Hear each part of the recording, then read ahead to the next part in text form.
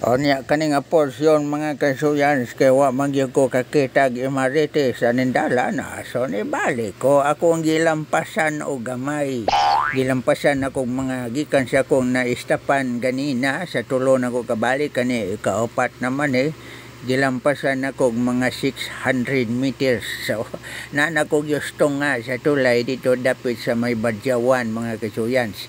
Doon na may Badyawan din kanan din dapita Muslim village na siya atong mga kaigsuonan na tong mga Muslim din muna ilahang komunidad diha dapita mga kasuyan sa Bangkal. Onya to dito dapita padong na to siya ka playa din hinatataman mo balik na ta og mo automatic reverse na ta mga kasuyan sa basig mo uwan og kalit na patay na si Isla anin trabaho masobawan yun ta.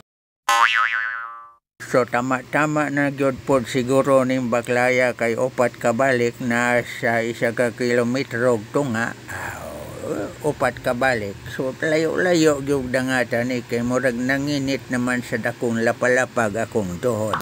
So padayon ta sa pagbaktas ngadto pa uli mga kasuyan napatadres tulay mo stop over sa takadali-ari mo sandig-sandig ta kay kusog man kayo ang hangin. So dire dapita magsigita og mone-mone dinha sa kilid sa may suba og padayon lang gyapon ta sa ato ang paglingaw-lingaw og pagloling hayaw dire kita ramang usa mga kasuyans kay atong niaging adlaw ang commander nako mo akong kauban karon kay nang laba man siya so ako na lang po din usa maglaroy-laroy aning Coastal Road. So na ako diri gihapon dapit sa may kuan kay taas-taas purya buyag ning tulaya. O na ata diri normal lang gud nga lakaw ang ato ang gamiton kay dili pud ta magdali ka basig maumod ta wag yung mobangon nato ani kita rabay ang usa.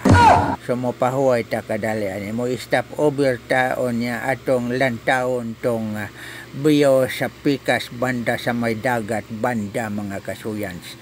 Nindot onta ni siya ilabang pero bawal gidiri kaway pedestrian. So mao na diha ang biyo sa pikas. Wow. Nindot gud onta mo labang pero bawal gina siya kay mapunggit kag dihang magpaangaw-angaw kalinhag pabuang-buang kag labang nagbaguros ng mga sakyanan. So mao na lang tong akong ma-update.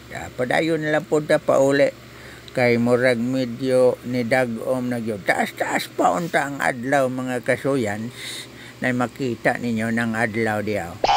Naparon sa mga alas 4 pasado alas 3 pamampog ko ning anhi. O niya gato na lang kini sakit na akong panakyuran.